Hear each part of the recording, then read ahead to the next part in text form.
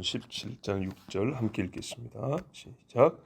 손자는 노인의 면류관이요 아비는 자식의 영환이라. 아멘. 자손은 선조의 면류관이고 열매지 않습니까? 상이고, 조상은 후손의 영광입니다. 조상을 생각하면서 가문의 영광을 떠올리죠. 자식을 낳고 그 자식이 또 자식을 낳습니다. 그 노인은 복이 있습니다. 성경에 요셉이 므낫세의 아들, 그 아들을 품에 안고 길렀다. 믿음으로 길렀죠. 그러니까 나중에 애굽에서 종살이면서도 믿음을 갖지 않습니까? 또 욥에게 뭐라 합니까? 하나님이 사대를 보았더라. 그렇죠? 하나님께서 큰 복을 주셨습니다. 태기업은 하나님이 주신 상급이다 그랬습니다. 그렇기 때문에 손자는 노인에게 면류관이라는 말은 분명히 맞습니다. 뭐가 우리에게 기쁨이 되겠습니까? 사는 낙이 있고 힘이 있고 수치를 당하지 아니합니다. 성경에 또 이런 말씀 있죠. 젊은 자의 자식은 수중에 전통에 가득한 화살. 통은 있지만 화살이 없으면 소용이 없죠. 화살이 가득하여서 언제라도 뽑았을 수 있는 무기가 되죠. 또 이웃과 다툴 때에, 성문에서 다툴 때 부끄러움을 당하지 아니하리라. 저희 같은 시골 사람들은 가끔 듣는 이야기인데, 이 자식이 있는 집하고 없는 집하고 싸우면 없는 집 사람이 이 사안과 별도로 굉장히 부끄러움을 당할 때가 있습니다. 자존심을 긁으려고 싸울 때는 별소리를 다 하잖아요. 뭐라 그래요? 씨도 없는 것이 이런다고요. 이 사건은 아무 상관없지만 그 소리를 듣는 순간 자식이 없거나 아들이 없는 집은 주저앉아 버립니다. 그래서 이제 또 나중에 자식을 낳고 아들을 낳는 집도 있기도 했습니다. 그만큼 자녀가 있다는 것은, 또 손자가 있다는 것은 특별히 온갖 힘을 다 잃어가는 노인에 있어서는 또 하나의 힘이 되고 기쁨이 되고 위로가 되는, 그래서 면류관이라고 합니다. 본인보다 잘된 자식을 둘 때 부모가 자랑할 것이 있고 그게 기분이 좋고, 자기보다 뛰어난 손자를 보면 인생을 잘 산 것 같습니다. 그렇죠. 내가 그래도 잘 살았구나. 왜 후손을 이렇게 잘 길렀으니까, 이런 생각도 하게 되죠. 수고에 대한 보상을 받은 것 같습니다. 일단 이렇게 봐도 본문 말씀은 분명히 맞습니다. 그러나 우리 그리스도인으로서 본문의 말씀을 조금 더 깊이 볼 필요가 있겠죠. 이거는 일반적으로도 다 맞는 말이니까요. 성경에 보면 영혼을 구한 사람이 자기 입을 통하여 들은 복음을 듣고 예수 믿게 된 사람을 아들이라 부릅니다. 대표적인 예가 바울과 디모데입니다. 고린도 교회 편지를 쓰면서 내 사랑, 주 안에서 나의 사랑하고 신실한 아들 디모데를 너희에게 보내었노니, 이렇게 말합니다.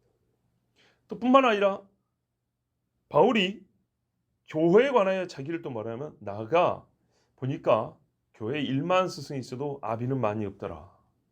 내가 복음으로써 너희를 낳았음이라 하고, 디모데뿐만 아니라 여러 사람을 가리켜 자기가 복음으로 너희를 낳았다, 곧 아비라, 이렇게 말하기도 합니다.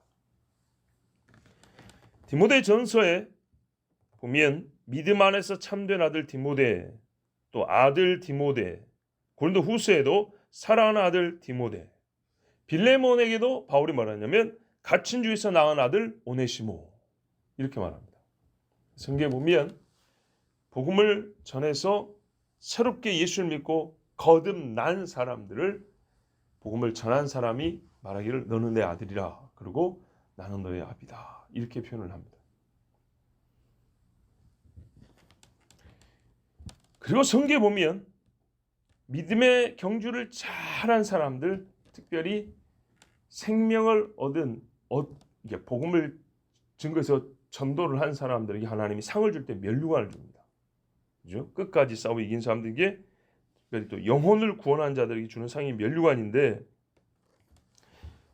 그렇다면 이 바울과 같이 영혼을 구원한 자들이 받을 면류관이 무엇일까요?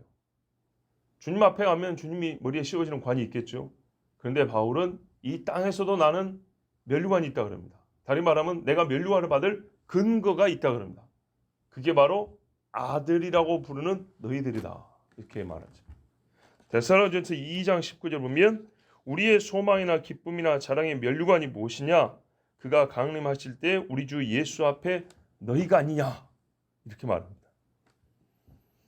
그러므로 이 말씀들을 토대로 보면 손자가 노인의 영광이 된다, 면류관이 된다는 말은 그가 이 땅에 있다는 것이 또는 그가 세상에서 잘 된다는 것이 이 노인의 삶에 있어서 인생의 낙이요 보상이 된다는 의미를 넘어서서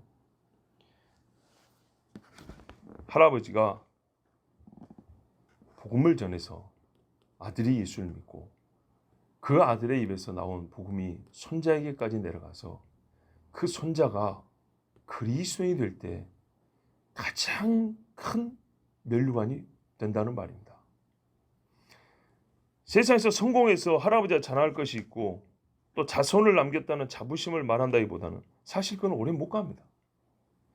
진짜로 면류관이라는 말은 성경에서 어느 때 쓰냐? 세상적인 영광을 위하여 면류관을 쓰는 말은 없습니다. 하나님께 친히 말할 때 사람들끼리는 전쟁에서 뺏어서 면류관을 썼더라 이런 말 있지만 그게 아니라 하나님이 사람에게 면류관을 언급할 때는 세상적인 기준으로 면류관을 말한 적이 없습니다.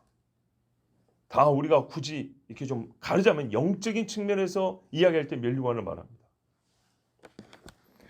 손자가 예수를 믿고 세상에 그리스도의 빛을 발할 때 나 할아버지가 바로 이 손자라는 열매의 씨가 되었던 겁니다. 그러니까 이 열매가 할아버지에게는 면류관인 거죠. 면류관. 주께서 그 수고와 헌신에 대하여 상으로 주신 면류관이 손자입니다. 특별히 무슨 말이에요? 이 면류관이라는 말 자체가 하나님께서 영적인 의미가 있기 때문에 예수를 믿은 자를 내가 이 땅에 남겼다는 거예요. 예수를 믿은 자를. 이거보다 더 나은 면류관이 어디 있습니까? 만약에 내가 그리스도인들을 보고 그게 그리 중요하다고 이 사람은 그리스도인이 아니에요. 뭐 손자가 국회의원이나 돼야 내가 면류관 얻다. 이거 완전 세상 사람이에요. 느부갓네살이 그 제국을 가진 데는 무슨 소용이 있으며 벨사살이 성전에 그릇을 갖다 술퍼 마시는 그런 사람이 될 때 그 여호와가 어떻게 부모에게 할아버지에게 면류관이 되겠습니까? 말씀의 후반부를 보면 이제는 방향을 좀 바꿔서 말합니다. 아비는 자식의 영환이라 그럽니다. 그냥 쭉 가면 전반부대로 이 순리대로 가면 자식은 아버지의 영화다. 손자는 할아버지의 면류관이고 자식은 아버지의 영광이다. 이러면 될 것 같은데 뒤집었습니다.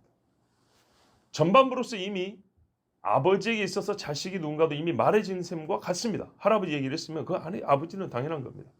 근데 이제 반대 입장에서 보면 어떻게 되냐? 우리가 손조를 생각하면서 가문의 영광을 찬다고 그랬잖아요. 자식은요 아빠를 보면서 영광을 봅니다. 후손은 조상들을 보면서 영광의 빛을 보게 됩니다. 자, 매우 쉬운 이야기 한번 해볼게요. 옛날에 흑백 사진을 보니까 우리 아빠, 우리 할아버지가 짝대기 3개, 4개 달고 군생활 하던 모습 사진이 쫙 있는 거예요. 5, 6살짜리 꼬마 애들이 군 계급을 알겠습니까? 뭘 모르죠. 애들이 하는 건 딱 하나 있습니다. 최고 계급, 대장. 대장 하나 합니다. 근데 어른이 하는 대장의 개념하고 아이가 하는 대장의 개념이 좀 다르죠. 그러나 같은 점은 최고라는 겁니다. 애가 물습니다. 할아버지 대장이었어요? 이런다고요. 아빠 대장이었어요? 그런다고요. 근데 아빠가 분명히 사진에 보면 짝대기 4개란 말이죠. 근데 그거를 설명해도 애들이 잘 몰라요. 그래서 말해요. 아빠 대장이었어요. 그러면 애가 신나고 밖에 나와서 우리 아빠 대장이라고 막 자랑하고 다닙니다. 뭐 어른들 들 땐 별이 4개였단 말이냐? 좀 생각하면 아빠가 애가 이해하기 좋게 그냥 그렇게 쉽게 말했나 보다 이렇게 넘어갈 수도 있겠죠. 어쨌든 간에 아이에게 있어서는 우리 아빠 대장이었다. 그 영광을 가지고 밖에 나와서 막 자랑을 합니다. 아빠는요 하늘과 같은 존재입니다. 아빠는요 아이들에게 있어서 모든 빛의 시작점입니다. 아빠 하는 거 다 크게 보여요. 대단하게 보여요. 우리 아빠는 호랑이도 잡을 것 같아요. 그러다 개한테도 쫓기는 거 보면 굉장히 실망을 하죠. 울죠. 그렇게 보이는 거예요. 아이가 잘 봤다 잘못 봤다를 얘기하는 게 아니라 아이의 인식에 있어서 아빠가 누구냐를 말해주는 거예요. 그런 존재가 예수를 한번 믿어보세요. 그 아빠가 예수를 안 믿어보세요. 어떤 차이가 있는가. 그래서 그 빛이 흐리면 아이들의 영이 흐리게 되어 있고 그 빛이 어두워지면 아이들의 영도 더불어 육도 어둠 속으로 떨어집니다. 아이가 그래서 어릴수록 부모가 신앙생활을 잘해야 된다는 얘기입니다. 갓난 아이일 때 아버지가 머리에 손을 짚고 기도하는 것을 해야 된다는 얘기입니다. 열 몇 살 먹으면은 손 얹으려고 하면은 시터고 가버립니다. 아버지 손을 잡아 치워버립니다. 우리가 그만큼 신앙생활에 성경을 내팽개치고 신앙생활을 했다는 것을 아셔야 됩니다. 사람의 눈은 빛을 따라 움직입니다. 응급 환자 보면 어떻게 하죠? 의사들이 후레쉬 보시고 눈알 뭐라 그러죠? 안구 그렇죠? 눈동자 움직여 보세요 그러죠. 따라가면 정신이 있는 겁니다. 자, 권투경기도 어떻게 해요? 한 방 빵 맞고 자빠집니다. 그러면 심판이 이 사람이 경기를 계속할 수 있느냐 없느냐 할 때 검사는 크게 두 가지입니다. 손가락 딱 눈앞에 돕니다. 손가락 따라 눈 돌려보라고. 또 아니면 손을 하면서 걸어와 보라고 합니다. 눈동자가 못 따라간다. 걷지를 못한다. 그러면 당신은 경기하면 안 돼. 이거 더 하면 큰일 나는 거예요. 이렇게 해서 멈춰버립니다. 눈동자. 사람의 눈동자는요. 특별히 빛에 반응을 합니다. 빛은 아버지에게 고정된 눈이 있어요. 막 태어난 아이일수록 어릴수록 부모에게 특별히 아버지에게 아들은요. 이 진짜 안구의 눈도 있지만 영적인 눈도 아버지에게 고정이 돼 있어요. 거기서부터 빛이 들어온단 말이죠. 그런데 거기서 어둠이 들어온다. 결과는 안 봐도 뻔합니다. 아들인 디모데와 빌레몬에게 바울은 영광입니다. 아버지와 자식의 이야기니까 곧 우리 이야기죠. 우리 이야기입니다. 우리의 실제가 바로 말씀의 실제고 말씀의 실제가 우리 삶에 있습니다. 우리가 지금까지 성경에서 많은 예를 찾죠. 지금도 바울과 디모데 얘기했지만 진짜 이거는 친아버지 친자식 간의 이야기이기 때문에 우리 모든 가정에 있는 이야기입니다. 한 사람도 예외가 없습니다. 저에게도 아버지가 있습니다. 저에게도 자식이 있습니다. 그러면 나에게 아버지는 영광이냐? 예입니다. 예. 그럼 나에게 자식은 하나님 나에게 멸류관을 준 거냐? 예입니다. 저희 아버지한테 어린애들 우리 손자들 보여주면서 이 손자들을 아버지의 멸류관이라고 하나님이 말씀하시면 아멘 하겠습니까? 물어보면 아멘이라 할 겁니다.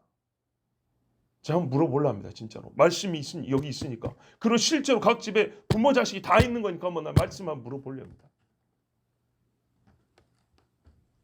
그러면은 부모가 어찌해야 영광인가? 저에게 아들로서 네 합의가 어떻게 해서 영광이냐? 나이 70이 넘었는데 지방자치자의 선거에 나가가지고 군수로 뽑혔다. 그래서 영광이냐? 그런 의미냐? 아니면은 오랫동안 교회에서 봉사했기 때문에 노회에서 공로패를 줘서 그래서 영광이냐? 아니요. 아니요. 우리 집에 우리가 다 실증이니까요. 제가 한 가지 말씀을 해드립니다. 얼마 전에 저보다 한참 선배 목사님과 잠깐 대화하는 시간을 가졌어요. 제가 아무한테도 얘기 안 하는데 그 목사님과만 그 목사님에게도 부모님 계시고 참 효자세요. 예. 그리고 하여튼 그래서 제가 이제 서로 얘기 좀 하는 중에 얼마 전에 있었던 저희 집의 이야기를 했어요. 시제가 있어요. 가을에 시제. 문중에서 함께 모여서 제사 지내는 겁니다. 제가 여러분 들으신 대로 어릴 때 그 집을 좀 많이 송괴를 좀 했지 않습니까? 그래가지고 그 뒤로는 조상들이 예수님이 왔다 가니까 귀신이 오겠냐고 제사를 못 지냅니다. 하나님께서 참 그 일로 말미암아 이제 믿는 후손들이 모여서 집은 귀신 집이지만 하여튼 거기 집 안에 모여가지고 예배를 드립니다. 결국에는 살아있는 사람들을 위해서 예배하는 거죠. 예수 잘 믿으라고. 저희 아버지 설교체가 됐습니다. 이제 집안에 노인들이 많이 계시니까. 몇 년 전에는 그 예배 끝나고 나서 불과 며칠 사이에 죽음을 준비하라 했는데 불과 며칠 사이에 돌아가신 분이 있어가지고 깜짝 놀라는 일도 있고 했다 했습니다. 자, 올해도 이제 이렇게 순차로 돌아가다 보니까 아버지 차례가 됐는데 대문을 열고 들어가면 안에 집이 있으니까 방열쇠가 있겠죠. 근데 방열쇠를 가진 분이 열쇠를 안 가져와 버렸어요. 그래서 마당에서 그 좁지만은 마당에서 예배를 드리게 됐고 아버지는 그 마당 계단 위에서 이렇게 서가지고 예배인다고 설교를 하게 됐어요. 집안에 어른들이 좀 많이 오시면 좋은데 노인분들이 많이 안 오셔가지고 내심 좀 마음이 서운했다 그래요. 왜? 노인분들을 생각하고 설교 준비를 했는데 노인분들이 많이 안 오니까 섭섭했다 그래요. 그랬더니 어쨌든 하나님이 주신 기회니까 또 우리의 삶과 죽음에 대하여 천국과 지옥에 대하여 무슨 뭐 죽은 귀신들 이야기할 거 뭐 있습니까? 그래서 하나님 앞에 설 준비를 하라고 외쳤답니다. 그런데 예배를 마치고 대문을 열고 나가니까 밖에 노인이 네 분 서 있었다 그래요. 어디 노인이야? 그 동네에 할머니들이었어요. 마치 사마리아 성에 4명 문둥병자가 있었던 것처럼 이 네 노인이 계시는데 한 분은 아는 분이고 예수 믿는 어느 교회 권사님인가 집사님인가 그러고 세 분은 안 믿는 사람들이에요. 근데 그 안 믿는 사람 중에 한 분은 보통 요양원에 들어가면 거의 돌아가시고 나오게 되는데 이분은 요양원에서 어찌 건강을 좀 회복한 지 나왔고 얼마 안 됐다 그래요. 근데 그 네 분이 운동한다고 이거 밀고 다니잖아요. 밀고 다니다가 보니까 어디서 큰 소리가 들리더래요. 근데 귀가 솔깃솔깃 해가지고 찾아와 보니 그 제가 그 귀신집 앞에서 예배를 드리는 소리인데 어떤 사람이 막 말을 많이 하더래요. 안 믿는 사람들이니까. 그래도 대충 교회 다니까 저 설교인가 보다 했겠죠. 그래가지고 가다가 말고 그 담벼락 밑에 서가지고 네 노인이 가만 들었대요. 놀라운 일이 벌어졌습니다. 그 세 노인이 공이 똑같이 우리말로 은혜를 받았어요. 그래가지고 뭐라 그러냐. 와, 우리가 이런 말씀을 들을 것 같으면 진작에 교회를 갈 것인데 우리가 오늘 귀가 열려 버렸어. 우리 촌사투리로. 우리 아버지는 70이 넘었으니까 뭐 그분들 보기에도 젊은 사람 아니잖아요. 근데 우리가 오늘 귀가 열려 버렸어. 얘. 아이 세상에 이런 좋은 말씀이 있다면서 얼굴이 벌기자고. 그래가지고 제 부모님이 둘이 이 네 할머니들을 손을 잡고 80이 넘은 분들이죠. 기도를 했대요. 그 길에서 서가지고 딱 기도를 했는데 할머니들이 눈물을 주룩주룩 흘리더래요. 그래서 근데 이제 동네가 다르니까 그 동네도 교회가 있단 말이죠. 참 그런 게 좀 아쉬운 거예요. 이제 그 동네 교회 갔는데 전도하러 가면 순수하게 받아주면 좋은데 남의 동네 사람들 뺏어간다 이렇게 보는 사람들도 있어요. 그래서 그 뒤로는 참 어떻게 되는지 이제 좀 두고 봐야겠지만 하여튼 그래가지고 이분들에게 꿀도 반대로 4개를 담아가지고 드렸다 그래요. 영의 꿀도 먹고 육의 꿀도 먹고 하여튼 그 이야기를 해주시는데 부모님도 얼마나 좋아하시는지. 자, 제가 왜 이 말씀에 이런 게 나에게는 영광입니다. 내 아버지의 자랑. 우린 영광은 자랑으로 드러내는 거잖아요. 나에게는 우리 아버지의 재산이나 외모나 학벌이나 지위나 이런 건 자랑할 것이 없고 자랑할 마음도 없어요. 정말로. 초원에 저기 바다에 사는 사람 뭘 자랑할 게 있겠어요. 세상 말로. 예? 이 양복 입고 이 서울에 말이요 장자 붙은 사람이 얼마나 많은데 뭔 자랑할 게 있겠어요. 근데 나는 그게 하나도 안 부럽습니다. 하나도 안 부럽습니다. 자랑해봐야 30년 지나면 니나 나를 전부 다 땅속에 묻히는 사람들이 아무 차이가 없어요. 영원한 하나님 나라 앞에 갔을 때 봐보세요. 얼마나 큰 멸류관을 받을 것이냐. 아버지는 자식의 영광이라. 이 아들에게 있어서 내 아버지는 그래서 영광이에요. 제가 오늘 설교 준비하면서 어젯밤에 가정예배에서 물어봤어요. 아이들에게. 말씀이 그거 이게 우리의 실제니까요. 자식 없는 집 없고 부모 없는 집 없잖아요. 그래서 이건 진짜 우리 이야기입니까? 물어봤어요. 너희들한테 아빠가 영광이냐? 영광이라면 어떤 의미에서 영광이냐? 이게 아니라면 제가 잘못한 거죠. 아비노로서 완전히 잘못한 거죠. 성경이 그러잖아요. 성경이. 자, 여러분. 이렇게 물어보면서 우리 자신을 하나님 앞에 다시 세울 수 있는 겁니다. 우리가 이런 증언을 할 수 없는 집이었다면 이 말씀 때문에라도 이 말씀이 실제 우리 것이 되도록 신앙생활 그리 하면 되는 겁니다. 하나님이 잘못했다고 책망만 합니까? 잘했다고 머리만 쓰다듬어 줍니까? 잘하면 더 잘하라고 잘못했으면 잘하도록 인도해 주시는 분이 하나님 아닙니까? 맞습니다, 여러분.